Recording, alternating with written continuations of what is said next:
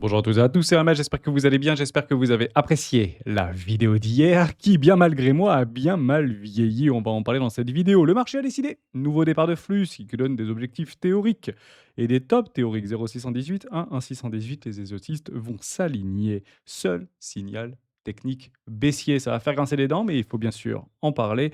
Le All Season, on a eu quelques vidéos en arrière pour nous expliquer que oui, nous avons des premiers signaux techniques, notamment en hebdomadaire. Il faut à peu près une trentaine de jours glissants lorsque Bitcoin donne la marche à suivre. C'est lui qui décide et derrière, il faut à peu près une trentaine de jours avant d'avoir un décollage halt, fracassant, déterminant et puissant. On fera un petit tour du côté de la dominance et trois petites news et j'aurai d'ailleurs besoin de vous dans cette vidéo. Restez bien avec moi jusqu'à la fin. Double giveaway à vous proposer. On en parle maintenant.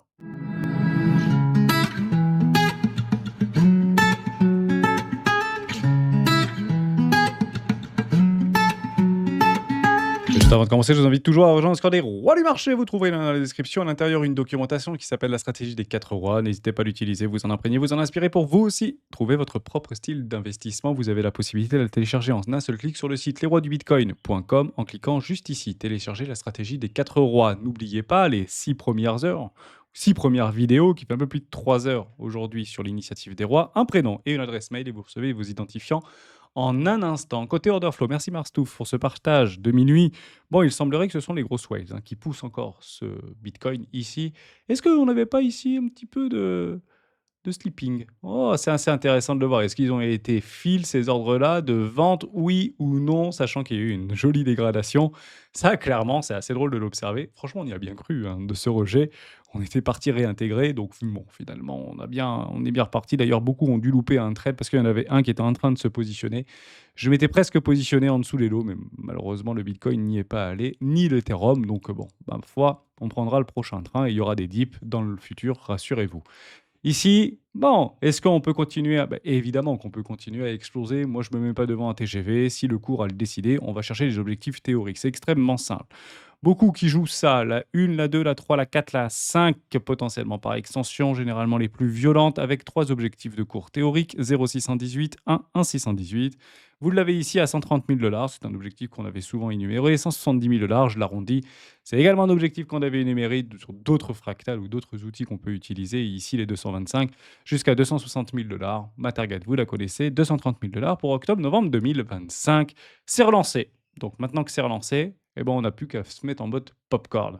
Si vous voulez éventuellement regarder par rapport à une réintégration, on peut le jouer, pour être tout à fait honnête avec vous.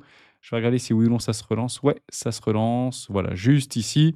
Vous faites comme moi. Vous allez chercher en 14 jours. Je trouve ça plutôt intéressant cette time frame. Vous allez chercher les mèches par rapport à des clôtures ici de cours. Vous le tirez et vous le grisez.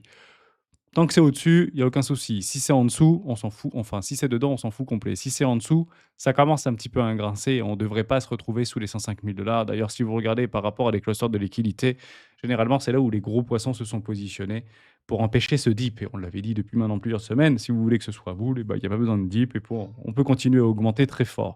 Maintenant, si vous voulez un dip franc et fracassant, à ce moment-là, il va falloir aller chercher nos yeux et gardez-les, ces yeux-là.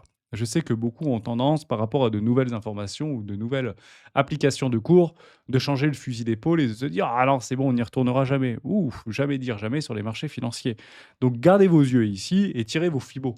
Vous savez, vous avez des objectifs théoriques, on peut le prendre juste là. D'ailleurs, on l'avait plutôt bien ciblé, on avait parlé d'un bottom 77 000 $. Bon, on n'est pas passé très très loin, on est allé un tout petit peu grignoter en dessous et vous voyez que le premier arrêt du précédent mouvement, de ce flux-là, c'est très exactement les 97 000 $ jusqu'au 0,50, 93 000 $.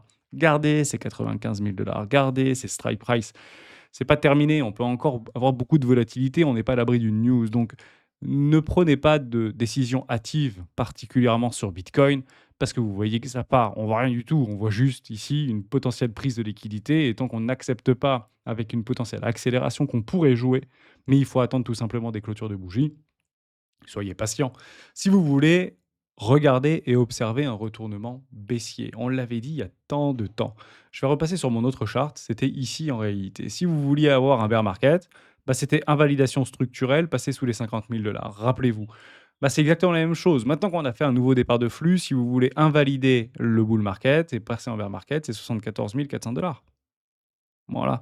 Donc ça fait un petit peu grincer les dents, mais c'est la vérité. En réalité, si on se retrouve sous ça, bah, malheureusement, on annule une théorie de dos avec des hauts toujours plus hauts que les précédents et des bas toujours plus hauts que les précédents. C'est la raison pour laquelle beaucoup d'analystes, et moi le premier, seront malheureusement contrariens si le marché devait à cet instant se retourner. Que c'est jouable ou pas, honnêtement, c'est injouable. Donc il faut tout simplement ici essayer de se structurer, se discipliner et aller chercher les TP s'ils se présentent à nous. Prenez ce que le marché vous donne. Vous avez 3 parfaits. Vraiment, ils sont nickel en fait ces objectifs-là. Ici 130 000 $, 170 000 $ et potentiellement les 230 000 $ target d'Hermès. N'allez pas beaucoup plus loin si vous avez du Bitcoin et si vous souhaitez tout simplement en vendre une partie pour vous récompenser d'un travail bien fait. On refait ces fractalisations, c'est assez simple en fait par rapport à Bitcoin. Vous savez, quand il part, généralement, quand il nous fait des nouveaux all-time high, on l'avait très bien vécu ici, c'était en décembre. Ouais, voilà, c'était début décembre 2020. Et l'ensemble de nos crypto-monnaies préférées, on peut prendre le total market 2. Ce serait assez simple. Et on inclut Ethereum ici, je le surveille énormément. Bah, vous comprenez bien qu'à la même période, donc ici décembre 2020 à peu près, on était même pas sur les moyennes, quoi.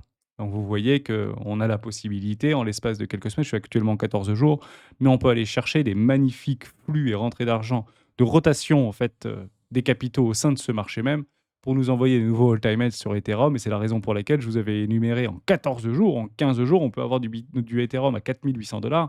Et ça même, encore une fois, se confirmer et vient à se confirmer ici dans une forme de fractalité. Donc, est-ce que vous le jouez, est-ce que vous ne le jouez pas?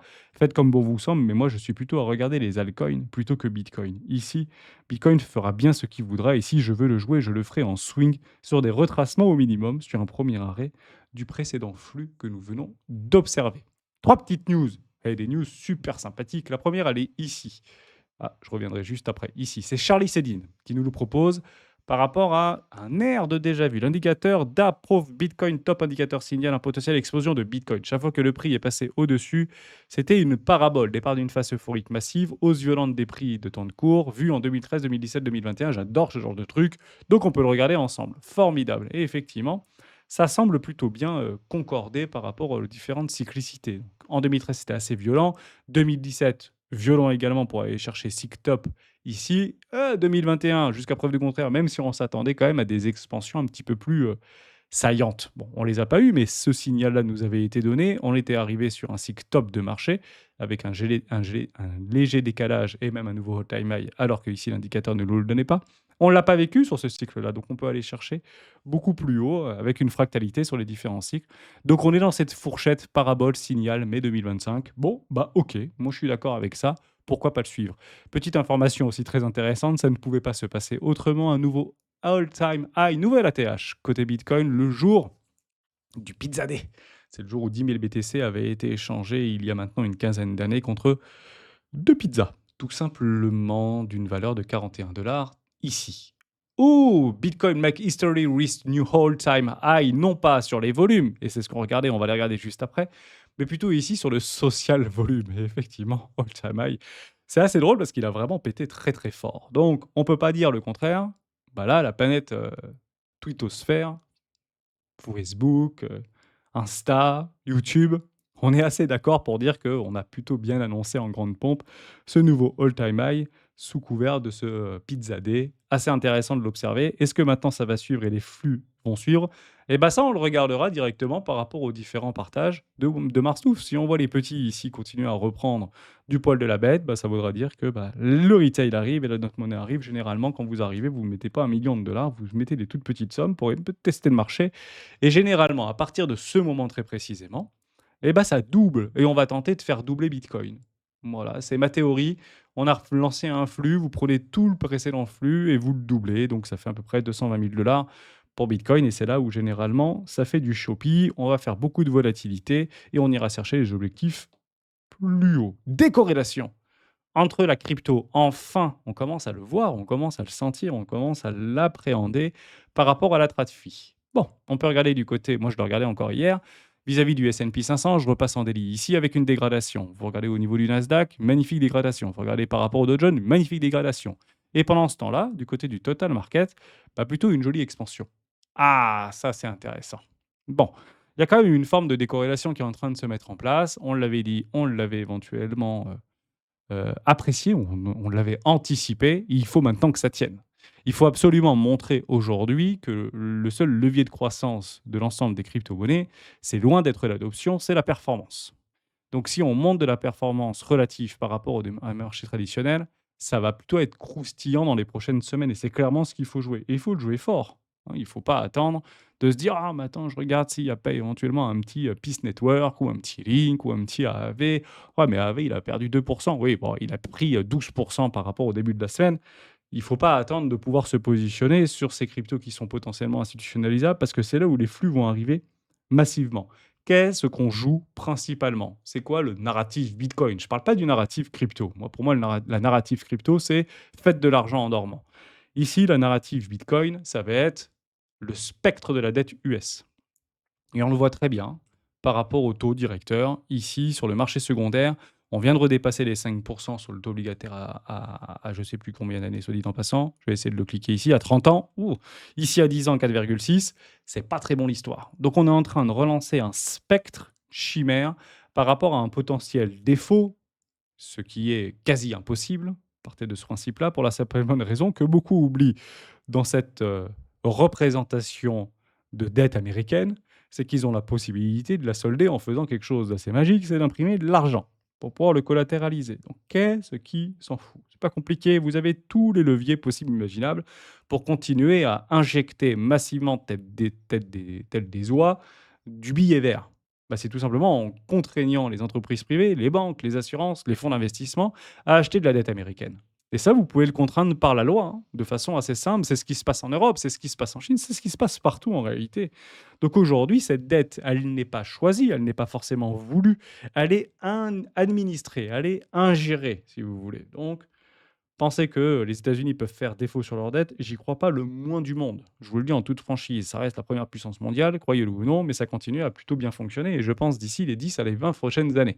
Maintenant, ça reste un bon narratif pour pouvoir continuer à holder nos bagues de Bitcoin, jusqu'à preuve du contraire. Et c'est à peu près ce qu'on nous vend aujourd'hui et c'est ce qu'on va de plus en plus nous vendre.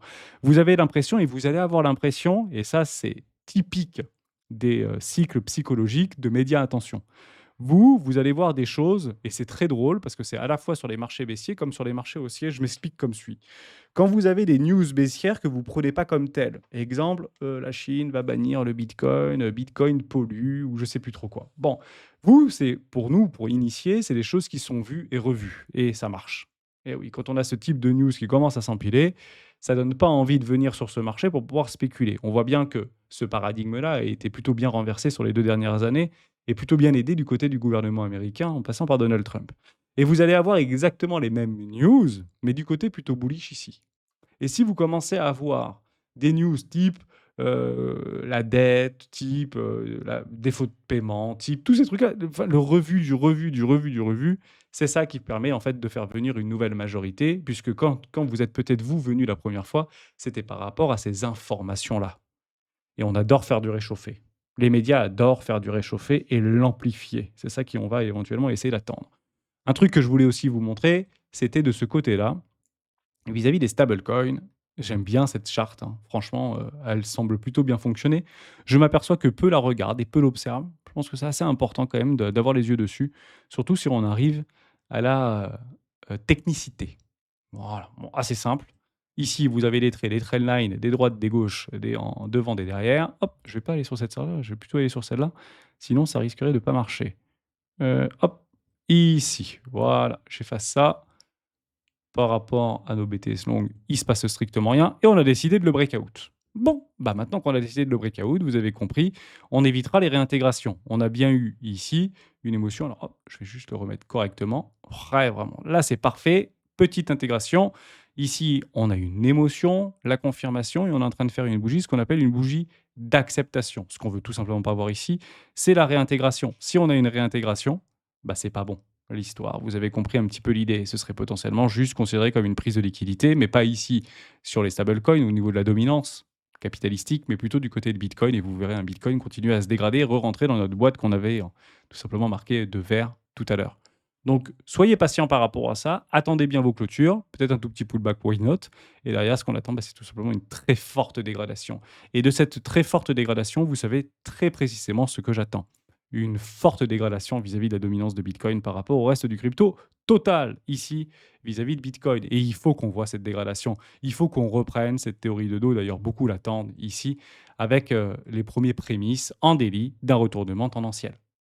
Voilà, on aura le premier ici sur les 61 et vous connaissez la mienne, c'est les 59. Si on passe sous les 59, c'est clair, net et précis, on part en L saison et c'est ce qu'il faudra tout simplement attendre. Order, ce sera exactement la même chose, vous le verrez.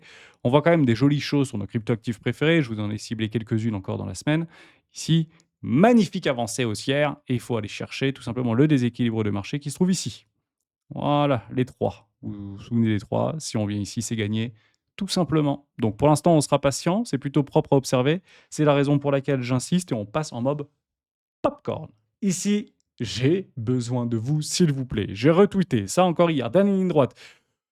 10 ans que je rêve de cela, travail acharné dans l'ombre à faire des tournois régionaux.